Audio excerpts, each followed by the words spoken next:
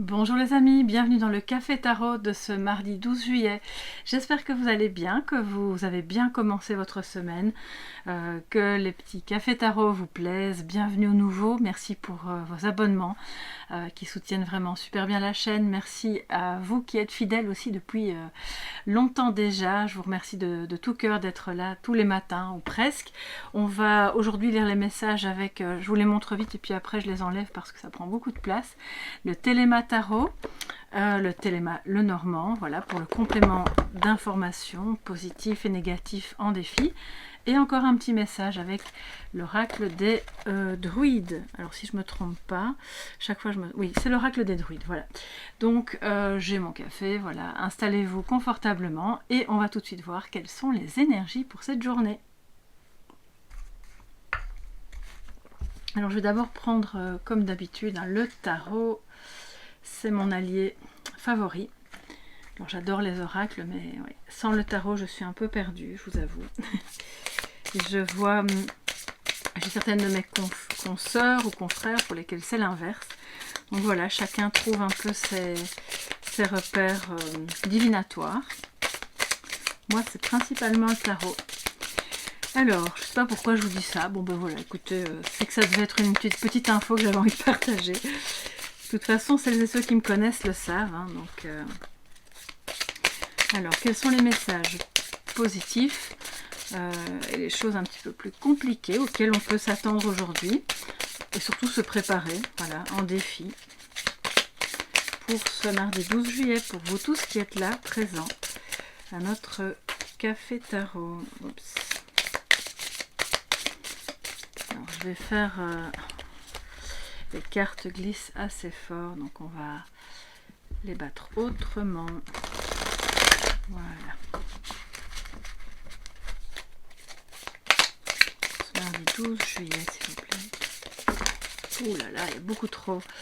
Mais je vois quand même 3 cartes, alors je vais vous les montrer. C'est les 3 premières que je vois ici. On a le Chevalier de Pentacle, qui est donc une personne fiable sur laquelle vous pouvez compter, qui va peut-être vous aider dans un travail. C'est peut-être vous, c'est quelqu'un qui va lentement mais sûrement.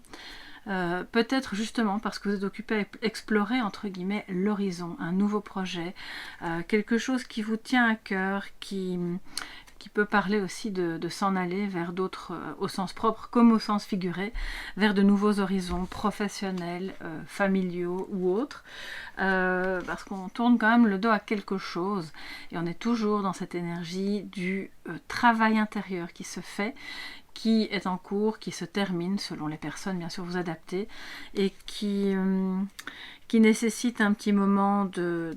Il y a quand même pas mal de déplacements. Donc je pense qu'il y a une notion de travail, de déplacement. C'est peut-être quelque chose qui, au niveau symbolique, bouge en vous et vous permet justement de porter votre regard plus loin vers... alors on a quoi ici? L'empereur, qui peut être votre conjoint, quelqu'un que vous aimez, votre père, le père de vos enfants, voilà, avec qui vous faites ce projet ou avec qui vous avez eu ce projet, ou entre guillemets à cause de qui vous avez dû entamer ce travail sur vous-même, parce qu'il y a eu des départs, parce qu'il y a eu des tensions, voilà. Bon ben ça prend une tournure déjà un peu particulière là aujourd'hui. Alors le 12 juillet, qu'est-ce que ça nous dit en positif et en négatif?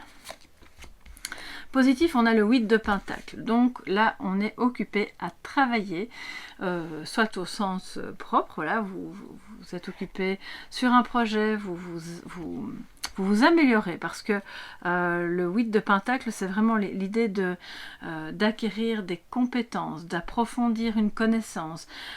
C'est une carte d'apprenti, peut-être que vous commencez une formation ou que vous désirez approfondir des connaissances dans un domaine pour justement vous permettre de passer à un niveau au travail ou de pouvoir quitter un travail pour aller vers ailleurs. C'est une carte qui nous parle aussi de ne pas abandonner. D'accord. D'ailleurs, avec le 7 de denier, on est aussi un petit peu dans cette énergie.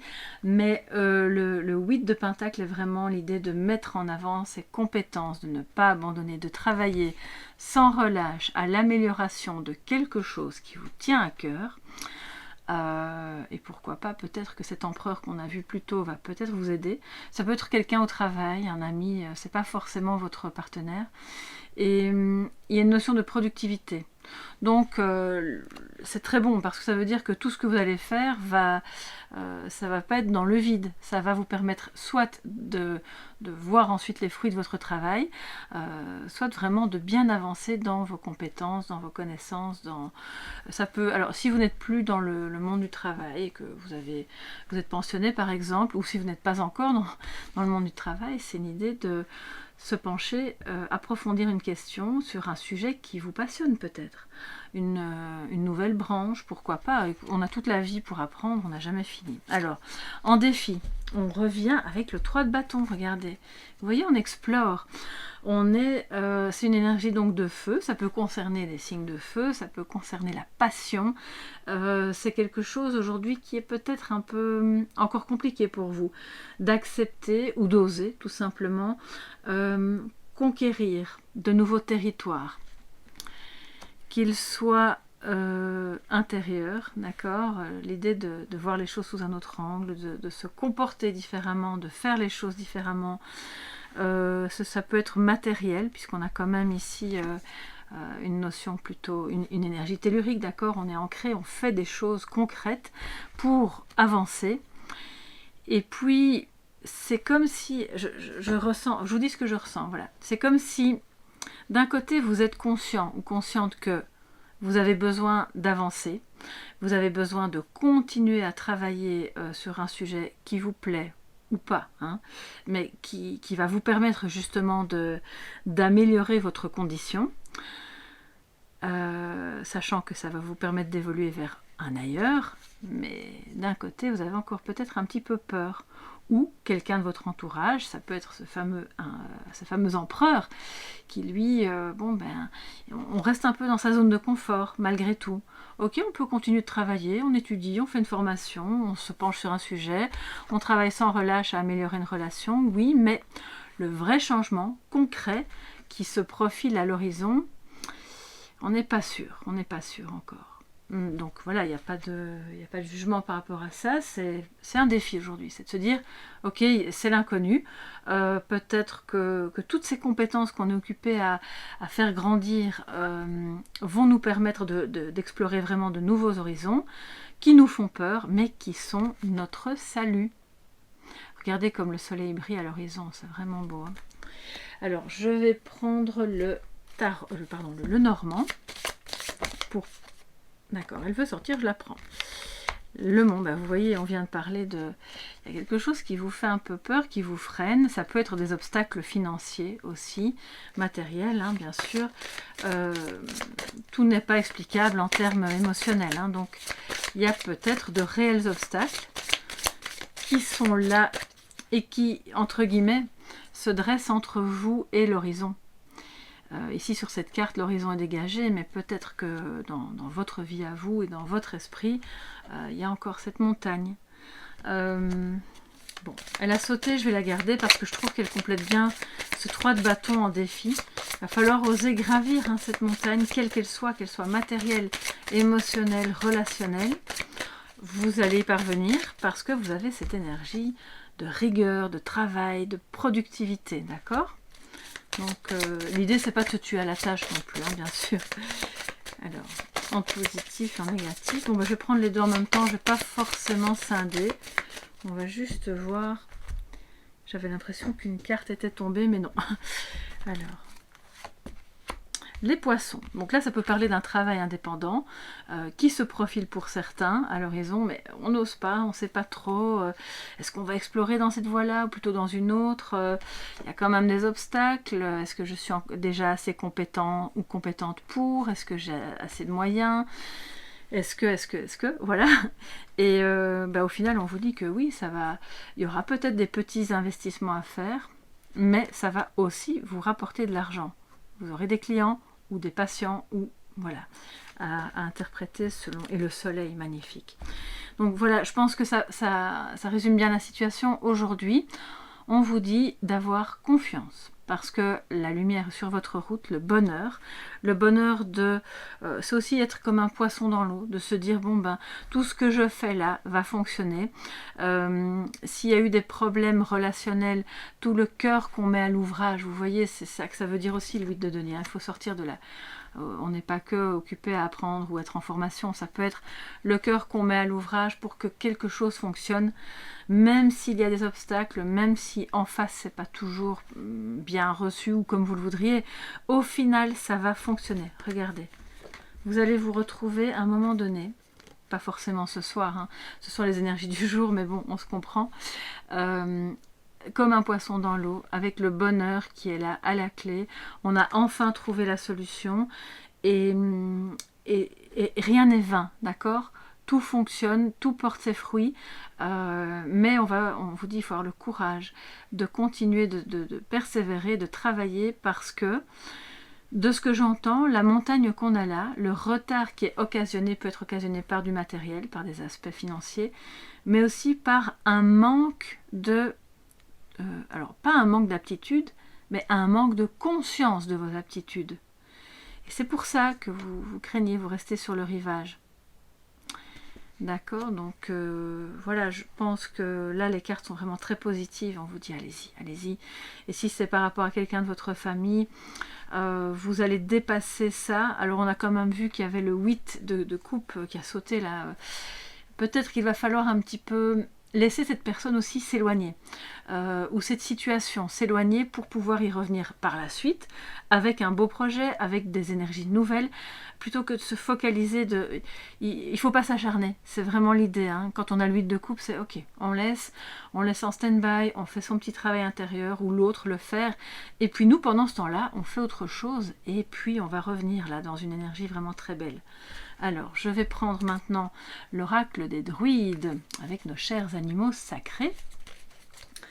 Mais je vais prendre un petit peu de café. Bon, j'ai très soif, je crois que demain, je vais prendre une bouteille d'eau. Parce que j'ai du mal à aérer cette pièce qui... bon, il y a beaucoup de vitres, hein, mais le problème, c'est qu'il n'y a pas de vent. Et quand il y a du vent, il est chaud, donc bon. On fait avec. Alors... un petit message de sagesse, les amis, pour vous aujourd'hui. Je vais faire autrement. En ce 12 juillet, on a de nouveau, regardez, c'est comme hier, c'est rigolo, hein.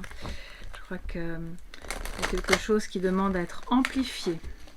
Une énergie positive qui sera la vôtre, hein, que vous pouvez identifier vraiment individuellement. Et moi, je vous prends une carte, bien sûr, pour la communauté. Alors, qu'est-ce qu'on a aujourd'hui?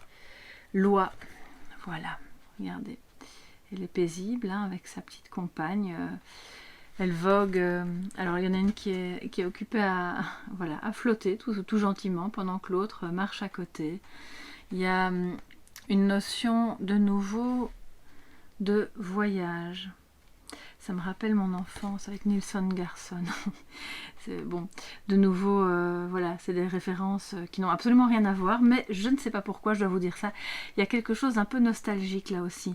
Peut-être que vous devez regarder à l'horizon pour pouvoir vous en aller, pas forcément loin. Vous allez prendre votre envol pour aller quelque part, explorer un nouveau lieu de vie, un nouveau travail, une nouvelle personne, une nouvelle relation, quelque chose qui se met en place, mais qui exige en fait que vous ne soyez pas statique. Je vais maintenant, parce que je n'ai, je vous l'avoue, aucune idée de l'interprétation sacrée de cet animal, donc je vais aller voir avec vous dans le livret, voilà,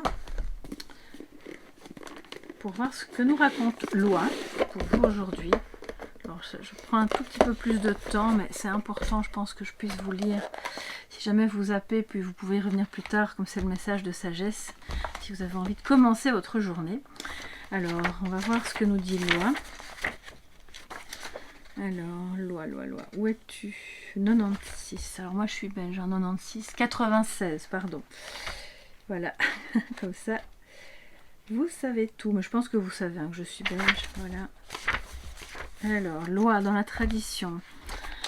Attendez, je vais quand même vous passer Voilà. L'oie est très fortement associée à l'agressivité et à la défensive. Je vais vous la remontrer. Bon, elle n'a pas l'air comme ça, elle a l'air toute gentille, mais bon, c'est vrai qu'elles peuvent être assez agressives. Elle sait défendre vigoureusement sa couvée et son territoire, et ses cris aigus ne manquent pas d'éveiller l'attention sur l'arrivée des visiteurs. Elle est par conséquent devenue un symbole de force défensive et de protection. On peut voir au sommet de la colline de Roquepertus en Provence une grande oie. Évidemment, ce n'est pas représenté ici. Une grande oie, alors pour ceux qui habitent dans le coin, vous saurez de quoi je parle, de pierre perchée sur le portique d'un temple de l'âge du fer. Elle surveille avec attention les alentours de ce sanctuaire consacré au dieu de la guerre. Donc on est vraiment dans une énergie de protection, de défense. Et le message de sagesse qui vient là, c'est de dire, ok, vous avez besoin de protection, vous avez peut-être besoin de vous défendre par rapport à une situation, par rapport à quelqu'un ou simplement d'une insécurité que vous ressentez, mais faites-le dans la douceur, pas dans l'agressivité. Parce que c'est aussi ça qui peut constituer un frein et un retard, une montagne à surmonter. C'est que si vous vous défendez de trop, vous mettez vraiment littéralement un mur entre vous et les autres. Alors je vais continuer, attendez un petit peu parce qu'il y a quand même un autre message divinatoire. Voilà, ici, oui. La divination donc a lieu traditionnellement à Samhain, je ne sais pas comment on prononce, c'est donc un des sabbats hein, bien sûr, mais se pratique en général pendant toute l'automne, période favorable à l'introspection, à la réflexion. On revient avec l'introspection. Vous voyez, on parlait avec le 8 de coupe, je pense que l'oie nous invite à ça aussi. L'équinoxe d'automne, on mangeait traditionnellement une oie. On examinait l'os de son gosier, appelé l'os de fête, dont on arrachait les deux côtés pour prédire le futur. La pauvre. Il nous reste donc de cette tradition, datant sans doute de l'époque pré-chrétienne, l'habitude de faire un vœu en tirant l'un des côtés de la fourchette, os du poulet. Voilà, donc l'idée c'est on se défend, on se protège, on protège ses avoirs, ses acquis, ses projets, mais on le fait dans la douceur, voilà, pour éviter justement d'encore mettre du retard, des obstacles entre vous, les autres, et surtout entre vous et vos projets. J'espère que cette guidance pourra vraiment éclairer votre chemin aujourd'hui. Je continue mon petit café, je vous souhaite une magnifique journée, puis on se retrouve demain pour le prochain Café Tarot, qui sera peut-être un peu plus court. Voilà, je m'excuse pour celles et ceux qui aiment bien que ça aille vite. J'essaye vraiment de réguler du mieux que je peux. Gros bisous, à demain.